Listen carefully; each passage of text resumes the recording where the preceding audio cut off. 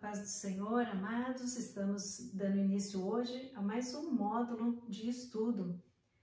E juntos nós vamos fazer um passeio panorâmico. Nós vamos ao panorama do Antigo Testamento. Nesta primeira aula nós vamos falar a respeito de como a Bíblia chegou até nós. Como é que este livro chegou a ser formatado desta maneira, a ser composto, desta maneira, inclusive a respeito do idioma, de nós termos a facilidade de termos uma Bíblia neste formato e no nosso idioma. Então vamos orar e aí nós vamos caminhar no Antigo Testamento. Senhor, nós queremos te agradecer a oportunidade de estarmos aqui juntos, de aprendermos um pouco mais da tua palavra, que nós possamos navegar, viajar, Senhor, agora pela tua história, a história do Antigo Testamento, que nos fala, Senhor, sobre ti, sobre os teus planos. Senhor, obrigada. Obrigada por esta oportunidade, em tudo nós te damos graças, bendizemos o teu nome, em nome de Jesus. Amém. Então vamos dar sequência nesse nosso passeio pelo Antigo Testamento. Como é que a Bíblia chegou até nós, Como é que ela chegou, então, neste formato que nós temos hoje? De acordo com a época e com os costumes, com a cultura de cada região, os materiais foram evoluindo, foram usados determinados materiais e eles foram evoluindo.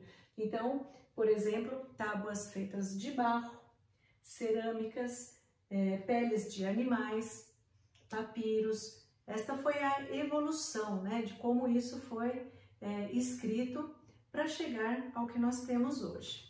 Bom, onde e como foram encontrados estes manuscritos? Então agora a gente vai entrar em um aspecto que é interessante nós sabermos, que é a arqueologia. Então, o que é arqueologia? Esta palavra, de origem grega, arqueo significa passado ou antigo, coisas antigas. E logia, nós já sabemos, ciência ou estudo. Sociologia é a ciência que estuda a sociedade. Biologia é a ciência que estuda a vida. E arqueologia é a ciência que estuda o passado da humanidade.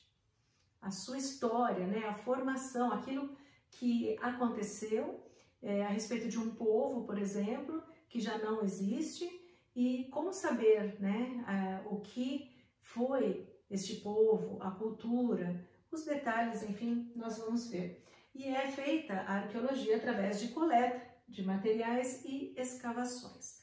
Então, por exemplo, vamos ver aí na sequência. O que a arqueologia traz para nós de informação?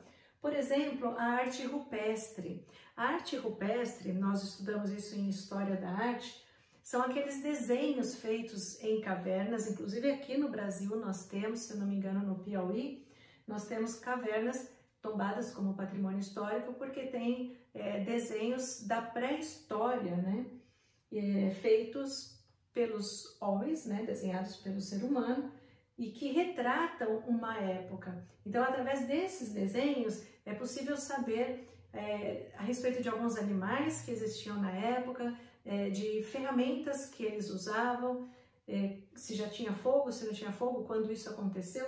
Isso a gente consegue identificar através da arqueologia e de pesquisas que são feitas, como, por exemplo, nestas cavernas que tem a arte rupestre.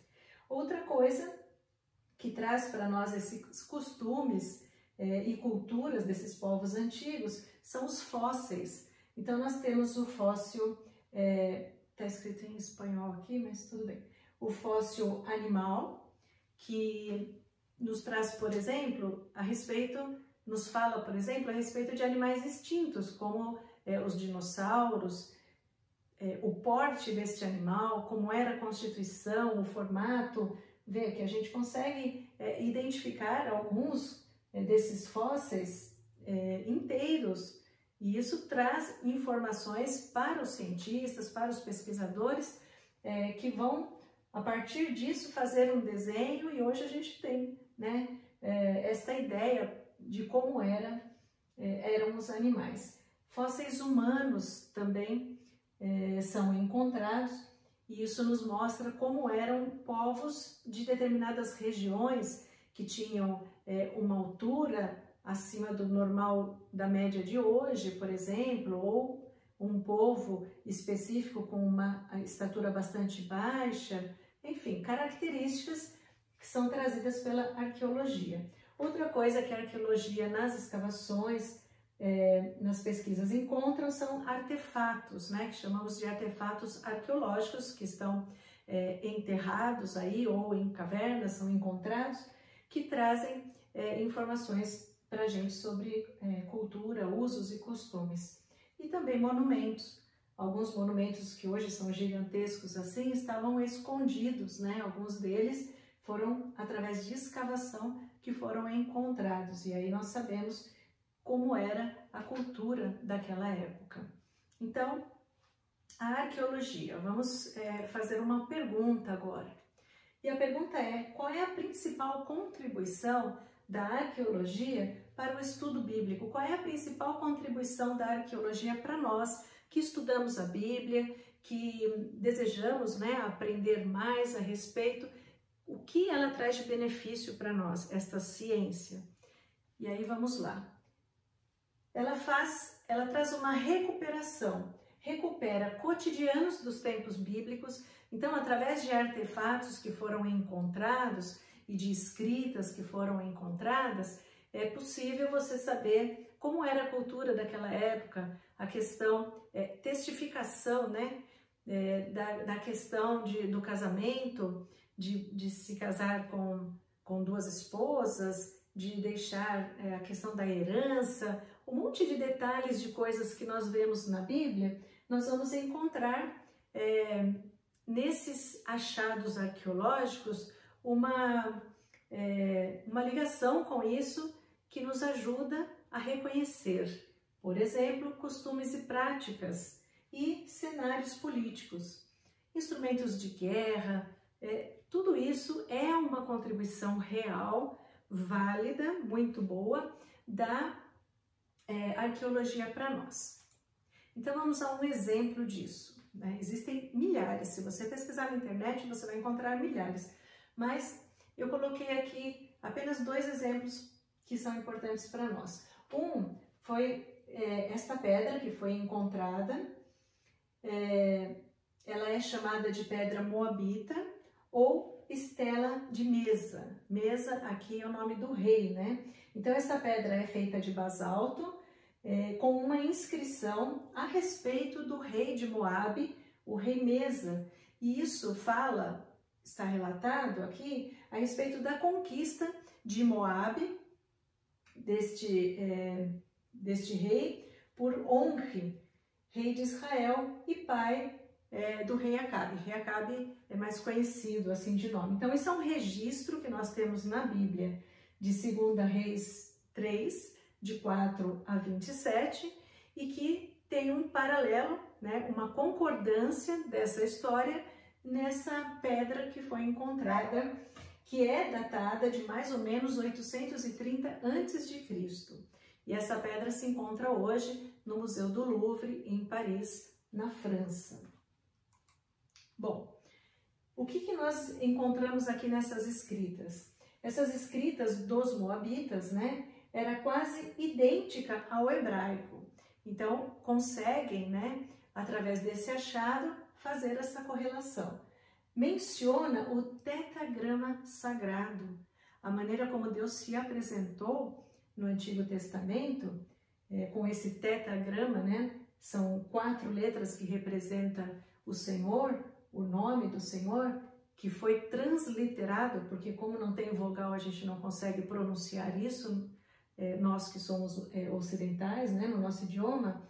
Então, a transliteração disso é Yahvé, e depois, no português, ficou Jeová. Então, esse tetagrama, se referindo a Deus, foi encontrado escrito aqui nessa pedra. A linguística hebraica, a evolução do hebraico, os estudiosos disso se valem deste material. Eu não vou ler tudo isso aqui, então está registrado aqui. Depois, quando você tiver interesse de assistir, você pode dar um pause e você vai ver todas as referências bíblicas aqui, tá?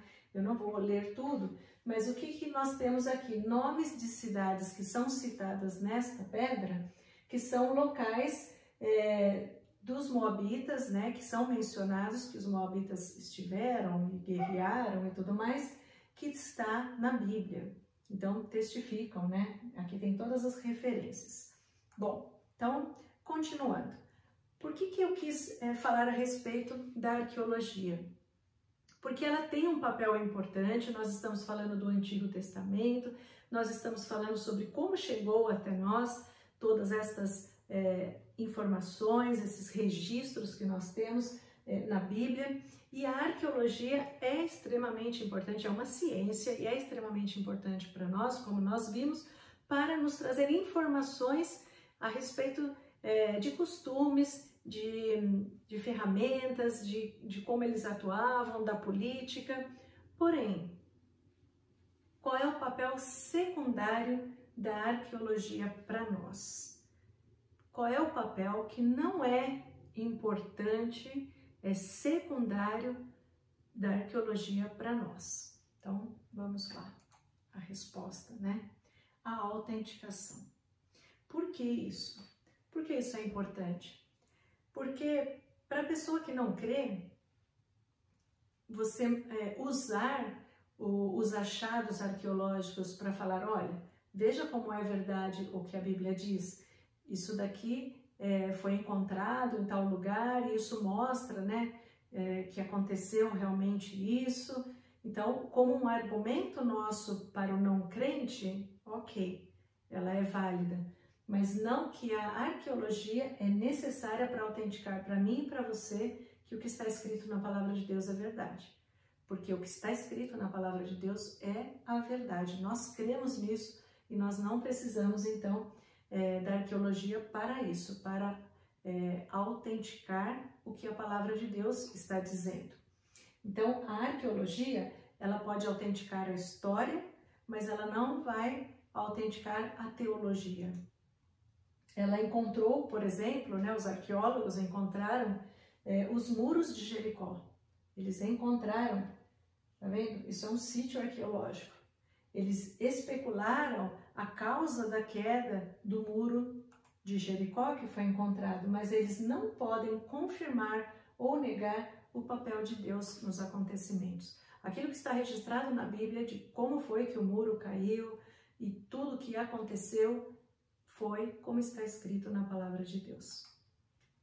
Bom, este outro achado, além daquela pedra que nós vimos, é extremamente importante. Ele é conhecido, foi chamado os achados de Qumran ou do Mar Morto.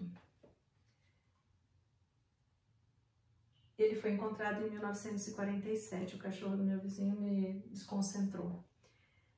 Bom, então Qumran é o nome de um lugar, aqui está Qumran no mapa, que está na beira do Mar Morto. Esse daqui é o famoso Mar Morto, próximo a Jerusalém, próximo a Jericó.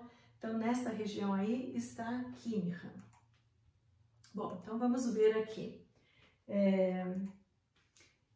Este lugar aqui é uma plataforma, tá vendo? Gigantesca, uma plataforma.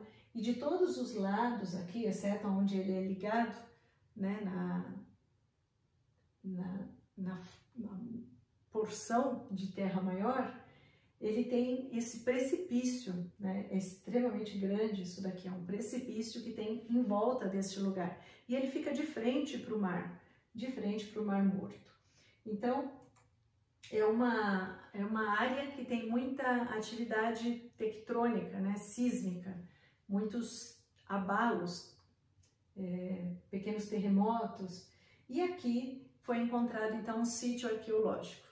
Eles chegaram a construir alguma coisa lá em cima, mais recentemente, mas aí os arqueólogos, nessa construção, quando você cava para fazer a construção, encontraram alguma coisa, aí já para tudo e os arqueólogos começam a trabalhar naquilo, porque aquilo é um patrimônio da humanidade, então ele fica cercado e ele passa a ser um sítio arqueológico. E aí eles vão escavando com técnicas para não destruir as coisas, e aqui eles encontraram então esta cidade que foi construída aí em cima.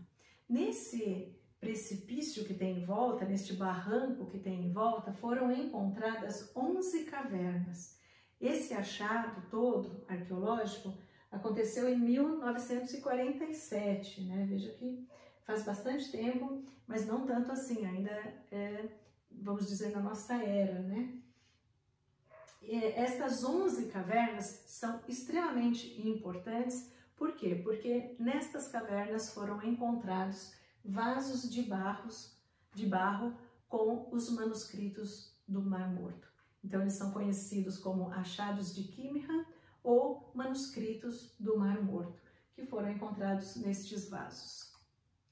Bom, aqui é uma vista aérea, né, do lugar, tá vendo? A gente não vê o barranco do outro lado, mas tá ali o barranco e o Mar Morto lá na frente, um lugar bastante estratégico. Então veja só, o clima nessa região extremamente árido, seco, um clima muito seco, difícil para o cultivo, porém foi o que contribuiu para a preservação desses manuscritos que estavam guardados dentro desses vasos de barro, dentro das cavernas. E hoje, esses manuscritos, que tem mais de 1000 fragmentos que foram encontrados, porque a grande maioria não está inteiro, né? Não são manuscritos perfeitos, inteiros, são pedaços, algumas páginas, né? Algumas partes têm pouquíssimos fragmentos, tá vendo? Aqui eles juntaram, porque pertencia à mesma passagem da Bíblia, e aqui está escrito, né, do que se trata. Esse já tem um pouco mais, esse tem quase tudo, tá vendo? Faltando só um pedacinho aqui. Então, esses fragmentos têm mais de 1000 que foram encontrados e que hoje eles estão neste museu arqueológico maravilhoso, né? Já existia esse museu, mas ele foi reconstruído e hoje ele é gigantesco, como a gente vê aqui nessa imagem, que é na Jordânia. Esse é o Museu Arqueológico de Amman. E aí estão esses manuscritos do Mar Morto. Bom, então vamos lá. Escritos em hebraico, aramaico e grego, que são os idiomas da Bíblia.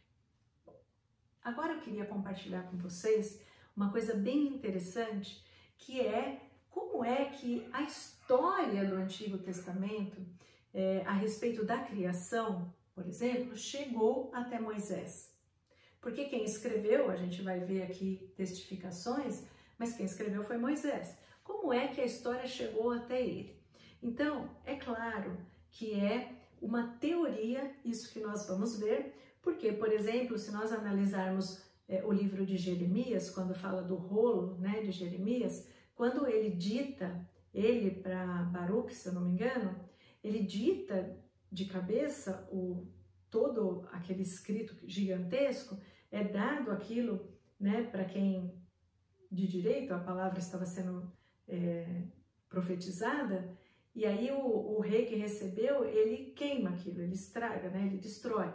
E aí ele dita novamente e é escrito novamente todas as palavras. Deus fez isso, né? Deus colocou na mente dele aquilo que ele devia dizer com todas as letras, as vírgulas, e ele escreveu aquilo novamente inteiro, porque Deus trouxe isso. Então, é claro, Deus pode simplesmente ter dito para Moisés, escreve assim, assim.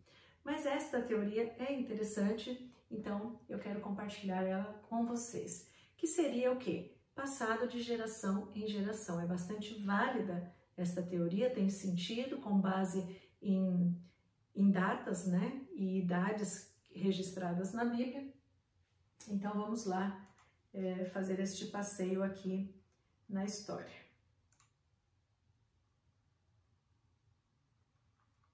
Aconteceu alguma coisa aqui. Peraí, gente. Não é ao vivo, mas...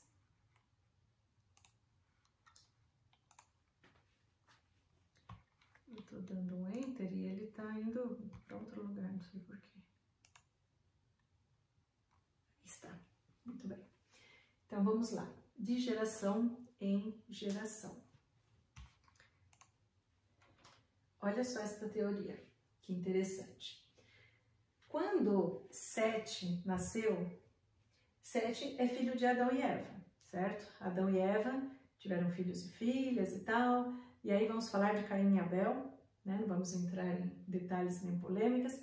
Caim e Abel, Caim mata Abel, no lugar de Abel nasce Sete.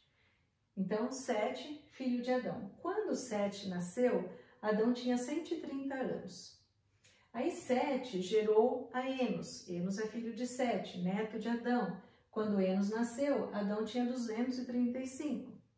Quando Cainã nasceu, filho de Enos, Adão tinha 325.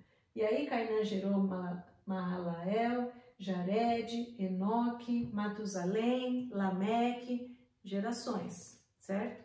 Mas olha o detalhe, não é que necessariamente Sete falou a respeito da história da criação, que com certeza para Adão Deus relatou, né?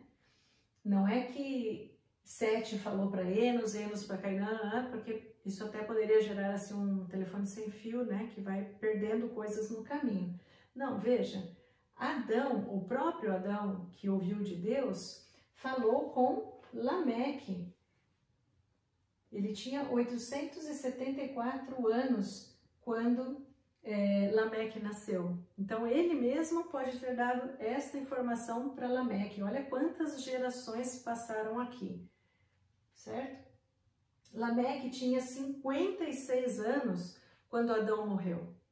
Então, Adão teve a oportunidade de, desde criança, por exemplo, né, ter ensinado as palavras sobre a criação dadas por Deus para ele, para Lameque, passando por todas estas gerações. E aí vamos continuando. Matusalém, que foi o último que nós vimos, Matusalém e Lameque, Lameque foi o último que nós vimos, Lameque é pai de Noé. Noé, então, foi a 10ª geração desde Adão. Ele gerou Sem, Cã e Jafé, né, que foram para a arca. Os filhos de Noé tinham cerca de 100 anos quando morreu Matusalém. Então, teve a oportunidade, Matusalém, de ter contado para os filhos de Noé. Então, continuando. De Adão até o dilúvio passaram 1656 anos. É muito tempo, né, de história. Noé viveu 350 anos depois do dilúvio. E aí, Abraão tinha 56 anos quando Noé morreu. Então, o próprio Noé contou para Adão. Veja que pula muitas gerações, porque eles viviam muito tempo nesta época. Abraão gerou Isaac, Isaac gerou Esaú e Jacó. Quando Sem morreu, filho de Noé, veja, Esaú e Jacó tinham 48 anos. Então, facilmente, isso poderia ter passado de geração em geração, pulando muitas gerações. Então, veja, a história da criação e o relato do dilúvio podem ter vindo de Adão para Lameque, pulando várias gerações, de Lameque para Noé, Noé e seus filhos, passando para Jacó, para Levi, para Moisés. Então, isso é uma teoria, mas é bem interessante se você olhar depois os detalhes disso, as idades todas que são registradas na Bíblia, você vai ver essa projeção aí, essa evolução da passagem do texto em todas estas gerações. Agora vamos falar a respeito da tradução dos originais para chegar até este livro que nós temos hoje em mãos. Então vamos lá. Isso daqui é só para a gente ter uma ideia, né? Este é o hebraico e este é o aramaico. O Antigo Testamento foi todo escrito em hebraico, com algumas passagens, alguns trechos de Esther e Daniel que foram escritos em aramaico. Bom, a primeira tradução do hebraico e aramaico para o grego é chamado de Septuaginta. E depois da Septuaginta, ele é traduzido para a Vulgata Latina. Então, o que é a Septuaginta? Vamos lá. A Septuaginta é a tradução do hebraico e aramaico para o grego. Essa aqui é uma estátua que está na frente da Biblioteca de Alexandria, uma ou talvez a maior do mundo. Então, neste período de 287 a.C., sobre o império de Ptolomeu II, este rei exigiu que as escrituras que estavam em hebraico e aramaico fossem traduzidas para o grego, certo? Então, ele reuniu a tradição de 72, alguns dizem 70, sábios judeus para traduzirem a Torá para o grego, a fim de incluí-la na Biblioteca da Alexandria. E aí, lembrando, eu pus essa imagem aqui para lembrar, que a Bíblia era manuscrita. Em todo esse período aí, até esse tempo, a Bíblia era manuscrita, escrita à mão, né? Imagina. Bom, a Vulgata Latina, então, é a tradução do grego para o latim. Nós sabemos que a nossa língua é de origem latina. Então, no final do século VI, IV e início do V, por Jerônimo, a pedido do Papa Damasco, foi feita essa tradução. Foi usada pela Igreja Católica e ainda é muito respeitada a Vulgata Latina. Depois, a Bíblia não tinha divisão de capítulos. Neste ano de 1227, Stephen Langton, que é um professor universitário parisiense, ele fez essa divisão da Bíblia em capítulos para facilitar o acesso, né? Imagina se não tivesse essa divisão na hora que você vai falar, né? Ah, veja no capítulo tal, do livro tal. Então, ele incluiu isso. Aqui é apenas uma observação. Depois ele se tornou bispo de Cantuária, este homem. Bom, vamos falar da primeira Bíblia impressa, porque até então nós estamos falando da Bíblia manuscrita. A primeira obra impressa foi feita por Gutenberg, que é o inventor da prensa. E o primeiro livro que ele fez, o primeiro livro impresso na história da humanidade, o primeiro livro impresso no prelo manual que ele criou foi a Bíblia. A impressão iniciou em 1450 e demorou 5 anos para ficar pronto. Então, o que demorou 5 anos para ficar pronto? Eu vou mostrar uma foto do prelo para a gente ter uma ideia. São placas de metal, então foi meio que esculpido na placa as letras, né, em alemão, foi em alemão que foi feito, Gutenberg era alemão, então foi esculpido nesse metal todas as letras, o texto inteiro da Bíblia, né, todinha, e isso levou 5 anos para fazer, e aí, a partir daí, porque como ela era manuscrita, era muito caro você comprar, né, a população em geral não tinha acesso à Bíblia, mas depois que ficou pronta essa prensa, então você tinha essas placas de metal com todo o texto, e aí veja que eles têm umas esponjas, né, com tinta, eles pintavam, coloca o papel em cima e prensa, né, imprime no papel. E aí, sim, a produção passou a ser rápida. Então, Gutenberg foi responsável por isso. Aqui nós temos, apenas para ilustrar, uma cópia desta impressão da Bíblia em alemão. Então, imagina desenhar aquilo ali, né? Então, os livros, isso eu já disse, né? Eles eram escritos à mão pelos monges, pelos alunos, pelos escribas, e cada exemplar demorava meses para ser preparado, portanto, era caro.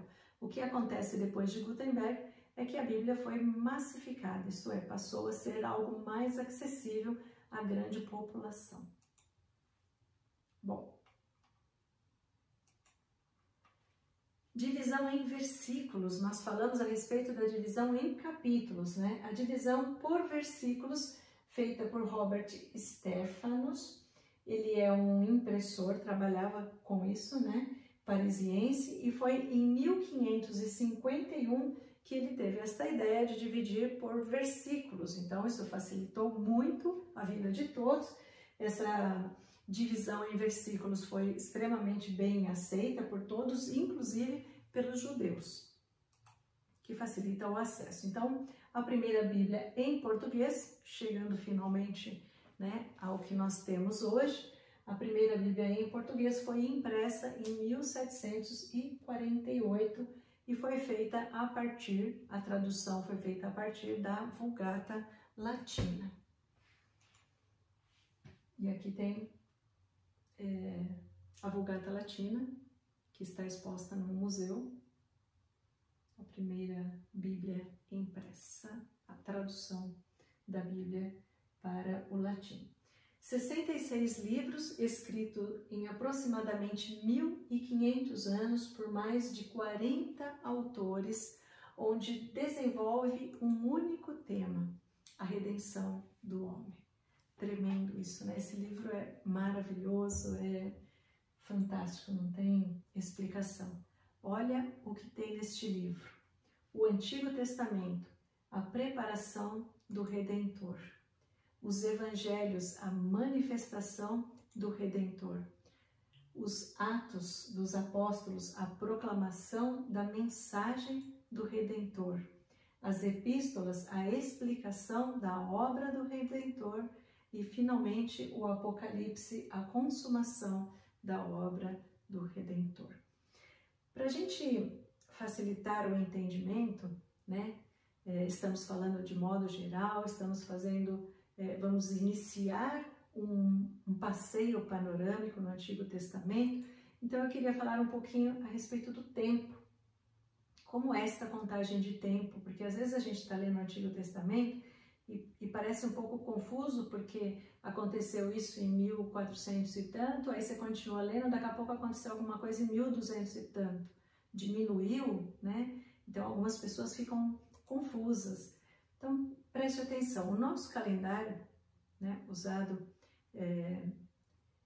hoje, ele é chamado de calendário cristão. Por quê? Porque ele é uma contagem de tempo a partir do nascimento de Jesus.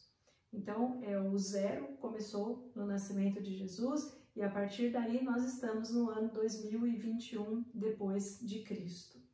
Não se sabe, obviamente, é um cálculo aproximado, porque não tem uma data específica de nascimento de Jesus, mas é uma aproximação que fizeram. Então, aqui é para a gente ilustrar, para a gente entender melhor isso. Então, nós temos aqui o zero, né, na história, no nosso calendário, que é o nascimento de Cristo. Quando a gente conta para cá o Novo Testamento, então a gente vai ver uma ordem crescente dos números. Então, no ano 50 depois de Cristo, no ano 100, no ano não sei o quê, até chegar no ano 2021 que nós estamos vivendo o Novo Testamento. E quando nós falamos antes? Então, aconteceu no ano 50 antes de Cristo. E aí aconteceu no ano 200 antes de Cristo, e Abraão e não sei quem, no ano 1000 e não sei quanto antes de Cristo. Então é o contrário, né? Vai crescendo para lá, só para a gente ter uma noção de como funciona. Aqui para finalizar a questão de tempo que nós falamos até agora, de Adão até Noé são 2000 anos, de Noé até Abraão 2000 anos de história, de Abraão até Moisés, 2000 anos de história, de Moisés a Jesus, 2000 anos de história, e de Jesus até nós, mais 2000 anos de história. Nós temos 10.000 anos de história contadas aí. Bom, Antigo Testamento, Antiga Aliança. Como é que a Bíblia está organizada? Hoje nós estamos falando, né, primeira aula, somente a respeito de como ela chegou até nós, como ela está organizada, e nós sabemos que é isso, né? A Bíblia tem o Antigo Testamento, que é o que nós vamos estudar, o Novo Testamento e os 400 anos de silêncio, o período intertestamentário entre um testamento e o outro testamento.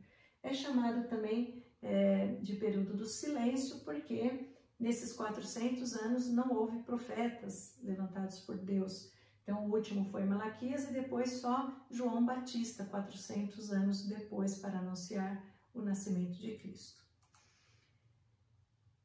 Vamos falar do Antigo Testamento. Então, imagina isso. A Bíblia, pega a sua Bíblia, divide em 4 partes. A Bíblia é dividida em 4 partes. 3 partes deste conteúdo aqui se referem ao Antigo Testamento. A maior parte da Bíblia é o Antigo Testamento. São 39 livros do Antigo Testamento e 27 do Novo. É só para a gente ter uma visualização disto. Bom, eu vou terminar falando da divisão. Participe. Se você tem dúvidas, escreva para nós depois no WhatsApp também. Qualquer coisa você pode perguntar, que aí na próxima a gente já responde, tá bom? E vai ficar mais interessante ainda. Agora a gente está falando de modo geral a respeito deste livro, mas nós vamos entrar no Antigo Testamento. Não vamos falar livro por livro. Fique tranquilo, não vai ser cansativo, nem extensivo demais.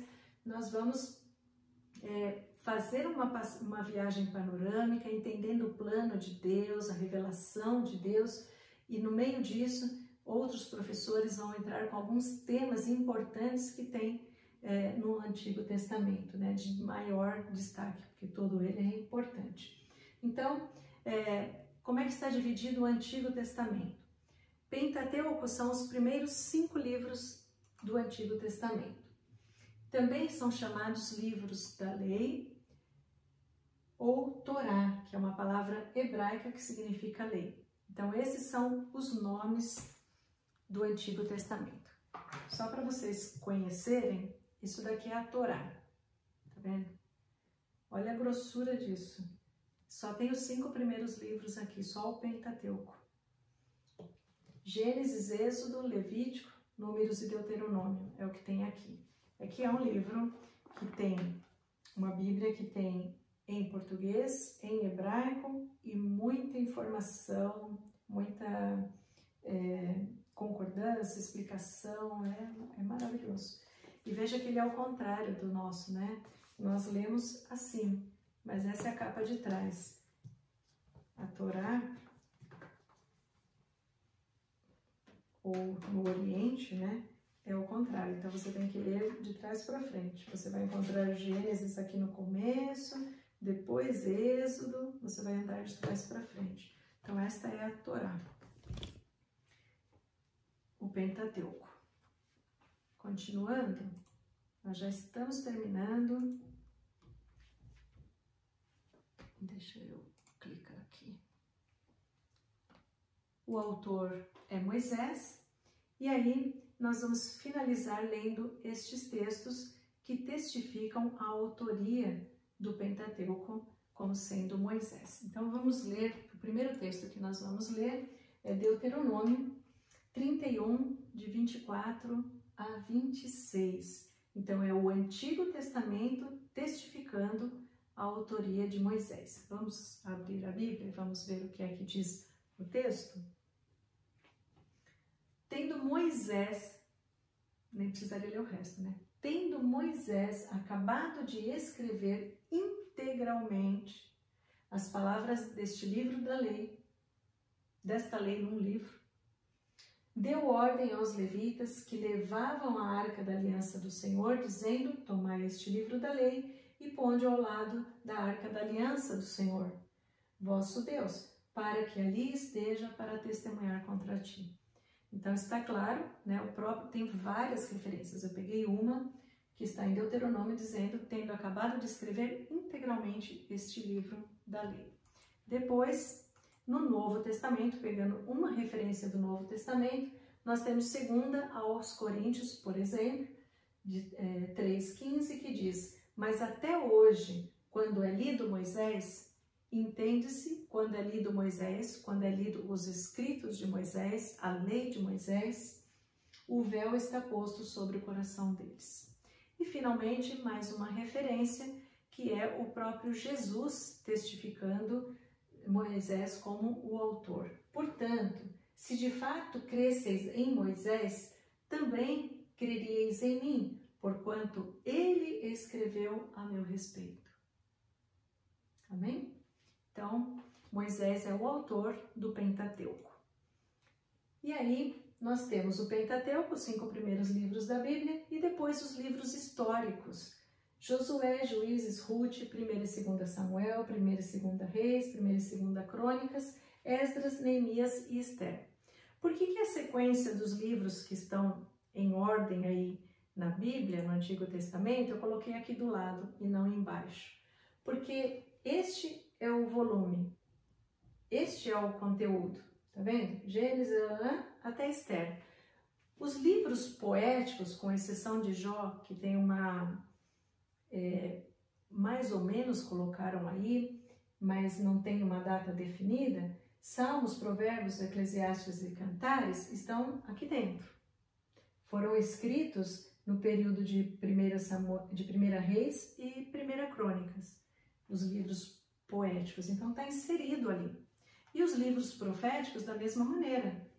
Todos os livros de Isaías até Sofonias estão aqui em 1ª e 2ª Reis e 1ª e 2ª Crônicas. Estão inseridos ali, porque são profetas que foram levantados nesse período aqui para falar com os reis desse período. E Ageu, Zacarias e Malaquias no período de Esdras, Neemias e Esther. Então, cronologicamente, nós temos isso e tudo isso daqui encaixado ali, ok? Então, nós vamos encerrar, já deu o nosso tempo, e na próxima semana, então, a gente vai mergulhar aí de cabeça no Antigo Testamento. Obrigada por vocês ficarem até aqui comigo. A gente está falando assim bem de modo panorâmico, né? Mas é interessante, eu amo, né? Eu acho que acrescenta muito para a gente saber tudo isso, amém? Então vamos orar. Obrigada, Senhor, por este tempo. Eu te dou graças, bendigo o teu nome. Obrigada pelos meus irmãos que estão aqui comigo, Senhor, que estão aprendendo, aqueles que vão ouvir depois, assistir depois, que seja bênção na vida deles, que acrescente, Senhor. Assim, em tudo, ó Deus, nós te damos graças, bendizemos o teu santo nome, em nome de Jesus. Amém. Até quinta-feira que vem, em nome de Jesus.